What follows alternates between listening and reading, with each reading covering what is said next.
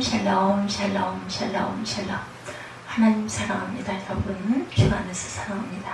레위기 18장 1절에서 11절 말씀, 토기장의 손이라는 제목으로 함께 은혜를 나누겠습니다. 6절까지 저희가 계속해서 말씀을 보고 왔죠. 그래서 7절부터 보니까 내가 어느 민족이나 국가를 뽑거나 부수거나 멸하려 할 때 만일 내가 말한 그 민족이 그의 아래에서 돌이키면 내가 그에게 내리기로 생각했던 재앙에 대하여 뜻을 돌이키겠고, 내가 어느 민족이나 국가를 건실하거나 심으려 할 때 만일 그들이 나보기에 악한 것을 행하여 내 목소리를 청종하지 않으면 내가 그에게 유익하게 하리라고 한 복에 대하여 뜻을 돌이키리라.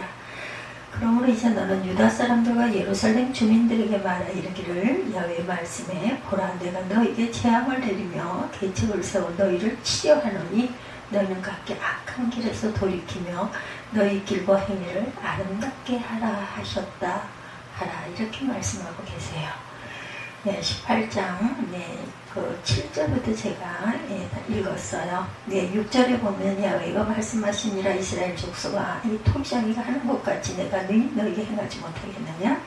이스라엘 족속아, 진흙이 토기장의 손에 있음같이 너희가 내 손에 있느니라, 이렇게 말씀하셨고, 7절부터 내가 어느 민족이나 국가를 뽑거나 부수거나 멸하라 할 때 만일 내가 말한 그 민족이 그의 악에서 돌이키면 내가 그에게 내리기로 생각했던 재앙에 대하여 뜻을 돌이키겠고, 내가 어느 민족이나 국가를 건설하거나 심으려 할 때 만일 그들이 나보기에 악한 것을 행하여 내 목소리를 청종하지 아니하면 내가 그에게 유익하게 하리라고 하는 복에 대하여 뜻을 돌이키리라. 그러므로 이제 너는 유다 사람들과 예루살렘 주민들에게 말하 이르기를, 야훼의 말씀에 보라, 내가 너희에게 재앙을 내리며 계책을 세워 너희를 치려하노니 너희는 각기 악한 길에서 돌이키며 너희의 길과 행위를 아름답게 하라 하셨다 하라. 이렇게 말씀하고 있죠. 예레미야가 기원전 587년 유다가 바벨론에 의해서 멸망하기 전 수십 년에 걸쳐 예루살렘에 선지자로 활동을 했죠. 그는 예루살렘에서 북쪽으로 5km 떨어진 아나돗의 제사장 가문에서 태어났습니다. 가문은 괜찮은 편이었죠. 그가 활동하던 시대의 상황은 좋지 못했습니다. 제국 바벨론의 위협을 받아서 나라가 어지러웠고 인심도 좋지가 않았어요. 예레미야는 왕족이나 귀족은 물론이고 일반 백성들도 별로 달가워하지 않는 내용을 하나님 말씀으로 선포합니다. 대부분 사람이 그에게 등을 돌렸어요. 모든 사람들이 그의 말을, 예레미야 말을 들으려하지 않죠. 거짓 선지자들이 너무나 많았고, 평강하다 샬롬 샬롬 샬롬, 앞으로 절대로 망하는 일이 없을 거라고 이렇게 혼장담들을 했습니다. 거짓 선지자들이. 예레미야는 그 반대적인 이야기만 해더니 아무도 듣고 싶어 하지 않은 거죠. 백성들을 불안하게 한다는 이유로 감옥에 갇히기도 했고 목숨이 위태로운 지경에 이르기도 합니다. 그렇지 않아도 바벨론 제국의 위협으로 힘든 마당에 유대의 미래가 불확실하다는 말을 들었으니 견딜 수가 없겠죠. 오늘 본문도 그런 비판 중에 하나입니다. 모든 오늘 설교 본문이라면 18장 1절 이하에 따르는 예레미야는 어느 날 토기장의 집을 방문하고, 토기 그릇을 잘 쓰지 않지만 옛날에는 대부분이 토기 그릇이었죠. 옛날 우리나라에 유명한 도공이 많았어요. 일본의 기술을 전수하기도 했죠. 토기장에는 진흙을 자기 뜻대로 빚어서 밥그릇을 만들거나 술잔을 만들거나 꽃병을 만들기도 합니다. 진흙이 원한다고 해서 만들어지는 게 아니고 토기장의 뜻대로 만들어지죠. 토기장에는 진흙을 자기 뜻대로 빚어서 밥그릇을 만들고 술잔을 만들고 꽃병을 만든다. 진흙이 원한다고 해서 만들어지는 것이 절대 아니다. 오직 토기장의 뜻대로 결정이 됩니다. 그래서 또 한 가지 중요한 것은 토기장이가 이미 만든 작품 중에 마음에 들지 않는 작품을 부수기도 한다는 거예요. 자기가 원하는 수준만큼 잘 안 나오면 진흙을 섞어버립니다. 부서뜨려요. 그걸로 다른 작품을 다시 만든다라는 거죠. 그걸 다 토기장이 모든 결정권이 있다.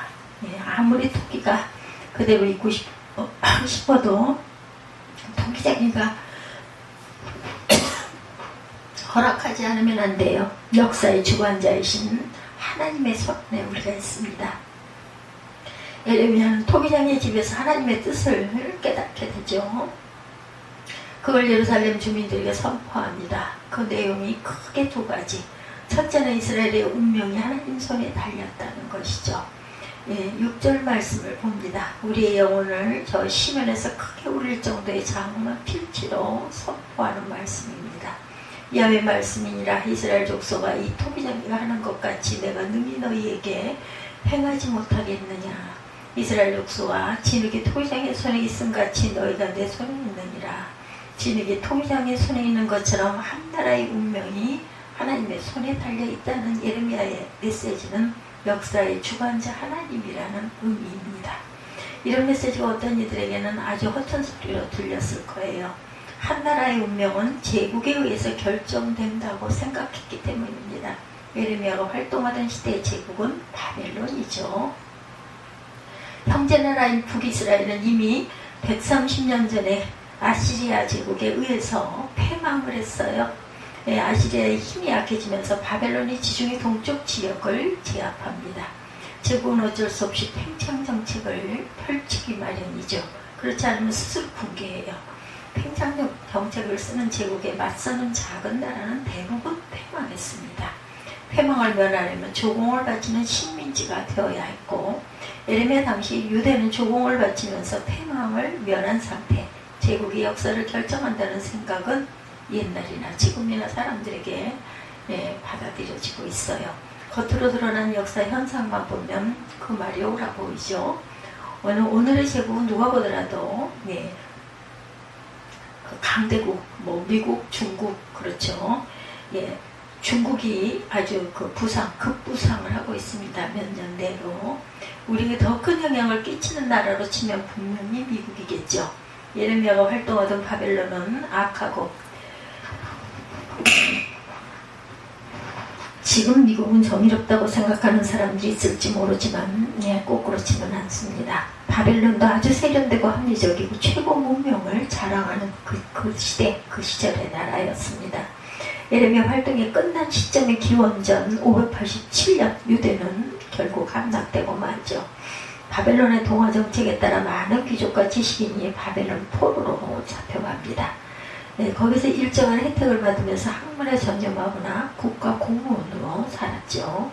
지금 우리 눈에 세계 최강국 미국이 세계의 운명을 손에 쥔 듯 보이지만 무시할 수는 없지만, 가능한 미국의 눈치를 봐야 한다고 생각하는 사람도 많지만 심지어 일본의 눈치를 보는 사람들도 있습니다. 우리보다 강한 세력들의 눈치들을 본다는 것이죠.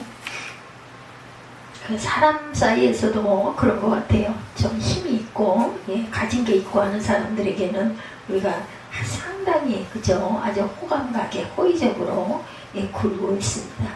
국가 차원에서 해당하지 않죠. 우리 개인의 삶도 마찬가지. 제국처럼 강력한 힘이 있어야만 인생 성공이라는 생각을 하게 됩니다.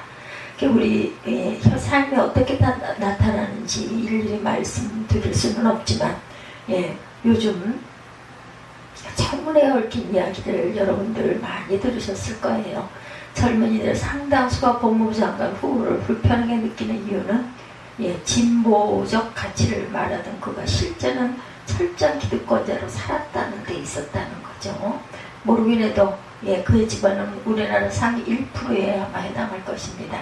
그런 계급에 속한 부모들은 누구나 자녀를 위해 법무부 장관 가족에게 드러난 그런 노력을 했을 것이고, 그의 딸이 전국의 수재자들이 모인 고등학교에 다녔다면 학생들 스스로 정보를 주고받으며 스펙을 또한 쌓았겠죠. 그게 불법은 하지만 거기에 이를 수 없는 젊은이들에게는 박탈감을 주기에 충분하겠죠. 이 문제가 한 나라 한 부모와 학생을 향한 그 미녀 사냥식의 비판으로 해결되는 게 아니라고 저는 생각을 합니다. 가장 큰 문제는 대한민국의 학벌 사회라는 사실입니다. 학벌 계급이 청소년부터 시작해서 죽을 때까지 계속 영향을 끼치죠. 목사가 되더라도 일단 서울대학교를 나오는 게 대한민국에서는 좋다. 학벌주의와 제국주의는 똑같은 현상입니다. 예레미야는 전혀 다른 메시지를 선포합니다. 제국의 손이 아니라 하나님의 손에 이스라엘 즉 예루살렘 주민들의 운명이 달렸다 이렇게 말하죠.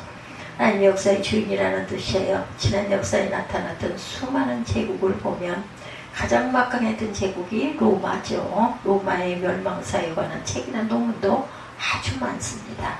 외부에 의한 멸망이냐 아니면 내부에 의한 멸망이냐 하는 논쟁도 있습니다. 중요한 것은 영원히 존속할 것처럼 보였던 로마가 허무하게 무너졌다는 사실입니다. 중국은 자신들이야말로 세계 중심국가라고 생각을 했습니다.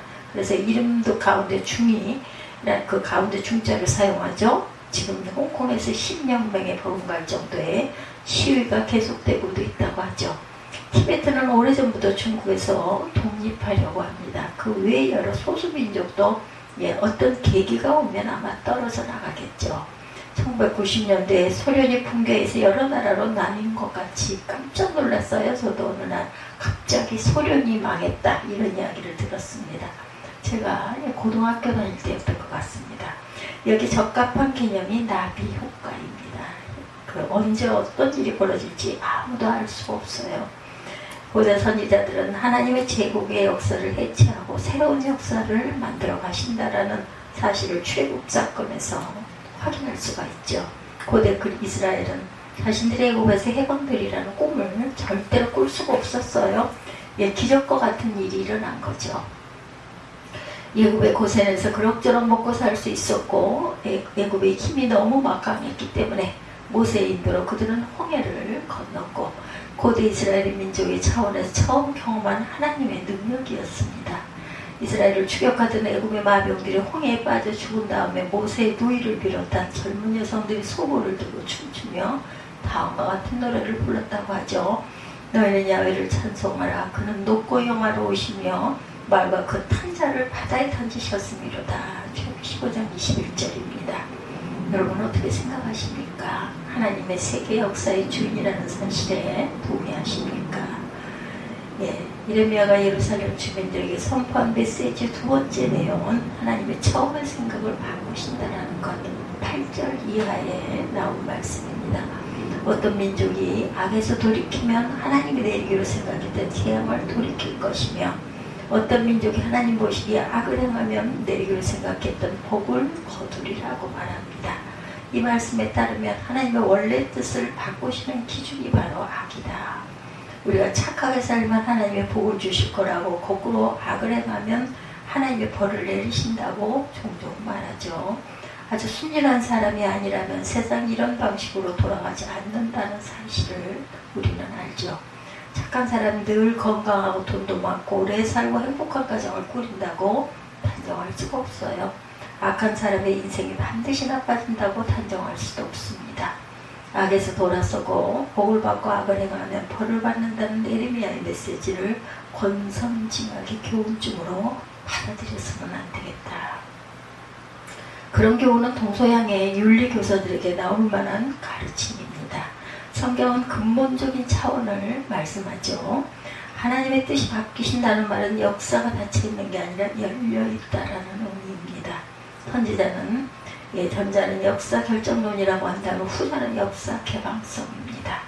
역사 결정론이 우리에게 더 익숙하죠. 우리에게 익숙한 용어로 바꾸면 그것은 예정론입니다. 하나님의 구원할 자와 버릴 자를 예정해 놓으셨다. 부분적으로는 예정론이 틀리지 않지만 성경 전체로 볼 때는 오해의 소지가 많습니다. 기계적으로 예정론을 들이밀면 역사에 대한 우리의 책망은 없어요. 모든 일이 예정된 것이니 악이나 불신앙도 어쩔 수 없다. 일종의 숙명론으로 떨어집니다. 예정론은 역사가 미리 결정되어 변할 수 없다는 의미가 아니라 우리의 구원이 신비롭다는 의미입니다. 예레미야 선지자는 지금 한가하게 책상 앞에 앉아 역사 결정론이나 개방론이니 하면서 역사 철학을 논하는 중이 아닐 것이다. 지금 자기 민족인 유다가 바벨론 제국을 두려워하여 갈피를 잡지 못하는 현실에 피를 토하는 심정으로 하나님의 뜻을 선포하고 있습니다. 당시 유대 백성들은 바벨론 제국 앞에서 주변의 다른 나라처럼 유대도 망할지 모른다고 두려워하거나 아니면 하나님이 무조건 자신들을 지켜주신다는 확신에 떨어져 있어요. 그 확신도 사실은 불안에서 나온 현상입니다. 유다 백성은 총체적으로 갈피를 잡지 못하고 아주 불안한 상태였다. 예레미야는 자신이 깨달은 하나님의 뜻을 지금 전하고 있습니다. 예레미야는 자신이 깨달은 하나님 뜻 속에 유대의 미래가 결정된 게 아니고 유대만이 아니라 모든 나라의 운명도 결정이 되지 않다. 막연하게 잘 되리라는 마음 먹거나 절망할 필요는 없다는 거죠. 유대 백성이 지금 여기 어떻게 하느냐에 따라서 운명이 달라집니다. 이 사실을 가리켜서 예레미야는 하나님의 전지전능 개념이 훼손될 수 있는 위험을 감수한 채 하나님이 자기 뜻을 얼마든지 바꾸신다 이렇게 표현합니다. 국가나 민족만이 아니라 개인의 미래도 마찬가지로 닫힌 게 아니라 열려있다. 그걸 느끼면서 사는 사람도 있고 느끼지 못하는 사람도 있습니다. 느끼지 못하는 사람은 삶을 지루하게 여기거나 어딘가에 광적으로 매달리게 되죠. 느끼는 사람은 삶을 흥미롭게 여기면서 긴장 가운데 살아갑니다. 어떤 사람이 처음으로 동유럽 여행을 갔다고 했을 때 체코의 프라도 좋죠. 얘는 가방 하나 들고 발길 닿는 대로 또는 지도 한 장 손에 들거나 앱을 든 스마트폰을 손에 들고 이 골목 저 골목을 다닙니다. 저 골목을 돌면 무엇이 나올지 그는 모르기에 흥미롭죠. 우리 일상을 표면적으로만 보면 똑같은 일이 반복되는 듯이 보여요. 새롭다고 해봐야 돈이 많아지거나 사회적인 지위가 높아질 뿐이다. 일상의 깊이에서 보면 오늘과 내일이 완전히 다르죠. 오늘 먹은 복숭아 맛과 내일 먹은 복숭아 맛이 달라요. 비와 바람에 대한 오늘의 느낌과 내일의 느낌이 또한 다릅니다. 오늘의 나와 내일의 나는 다르죠. 영혼의 깊이로 들어가면 내일이 훨씬 더 새롭습니다. 준비만 한다면 우리의 미래는 완전히 새롭게 경험될 수도 있다는 것입니다. 미래가 닫혀 있지 않기 때문이죠. 그런 새로운 미래에 관한 경험의 결정은 천국 경험입니다. 마커스 그 보고는 놀라움과 경외의 나날이라는 책에서 예수의 대안적인 지혜를 다음과 같이 설명합니다. 제가 읽어봅니다. 예수의 대안적인 지혜, 즉 많은 사람이 아직 가지 않은 길을 사실상 성령과의 관계 속에서 살았던 삶. 예수의 지혜는 우리를 성스러움, 하나님 안에 철저하게 중심을 두는 삶으로 이끕니다. 이와 대조를 이루는 삶은 인습적인 지혜를 따르는 삶인데 우리 대부분이 이제껏 오랫동안 살아왔던 삶을 가리킵니다. 우리가 모두 인습적 지혜의 세상 속에 살아가는 삶이 초래한 많은 결과 중에 두 가지의 관심을 기울이길 바랍니다. 한 가지는 인습적인 지혜가 우리로 놀라움에 대한 눈멀게 한다는 사실. 마커스 보고가 말하는 인습적인 지혜는 삶을 고정된 실체로만 보는 태도입니다. 닫힌 세계관이죠. 지식의 유무나 부의 많고 적음에 관계없이 인습적인 지혜에 묶인 사람은 삶의 놀라움을 경험하지 못합니다. 예레미야가 예루살렘 주민들에게 전하고 싶은 메시지는 사실상 한 가지예요. 나라의 운명을 국제정치 공학적인 차원에서만 볼 게 아니라 하나님과의 관계에서 찾으라는 이야기입니다. 하나님과의 관계를 본문 11절 후반절에 다음과 같이 말하죠. 너희는 각기 악한 길에서 돌이키며 너희의 길과 행위를 아름답게 하라. 악한 길이 무엇인지에 대해서 본문이 구체적으로 말하지를 않아요. 우리는 구약의 선지자들이 공통으로 전한 불의가 무엇인지를 알고 있습니다. 두 가지죠. 하나는 우상 숭배이고 다른 하나는 고아와 과부 등 사회의 약자를 억울하게 하는 일이다. 이 두 가지는 서로 통하죠. 우상 숭배는 물질 숭배입니다. 돈을 최고의 가치로 여기는 삶의 태도죠. 물질 숭배에 찌든 사회는 빈부격차가 심해질 수밖에 없고 사회 빈곤층이 늘어날 수밖에 없습니다. 당시 대다수 나라는 지금과 마찬가지로 이런 악한 길을 갔습니다. 당연히 잘 먹고 잘 살아야 하고 국방비도 늘려야 하기 때문에 일단 나라의 힘을 키우기 위해서 정의로운 세상은 사람들의 관심거리가 되지 못했다. 예레미야의 나라 그 유대도 그런 길을 갔죠. 예레미야는 하나님의 재앙을 내릴 계획을 세웠으니 하루속히 악한 길에서 돌아서라고 외쳤습니다. 유대 사람들이 예레미야의 말에 귀를 기울이질 않죠. 당연하게 예레미야의 메시지를 거부합니다. 오늘 설교 본문의 다음 구절인 18장 12절에 따르면 그들은 에레미야의 말을 헛되다고 비판하고 조롱했어요. 자신들이 지금까지 살아왔던 방식대로 계속 살겠다는 것이죠. 예레미야 18장 18절 이하에 따르면 에레미야를 향한 집단적인 반대 목소리가 드세졌고 그게 에레미야를 죽이려 음모를 꾸밉니다. 예수님 또한 그렇게 인간들이 죽이죠. 요즘 우리나라에도 개혁을 불편해하거나 거부하는 사람이 많은 것과 같습니다. 개인적인 삶에서도 마찬가지입니다. 우리 내부의 인습적인 삶의 태도가 우리를 붙들고 늘어지죠. 여러분은 평소에 토기장의 손과 같은 하나님의 전권과 섭리와 능력을 느끼고 살아가고 계십니까? 아니면 지금까지 축적된 세상 경험을 절대화하십니까? 잊지 마시기 바랍니다. 우리는 토기장의 손에 들린 진흙이며 토기라는 것, 우리의 운명은 토기장이신 하나님의 손에 달려 있습니다. 이 사실을 받아들이는 사람에게는 예상하지 못한 하나님의 복이 임할 것입니다.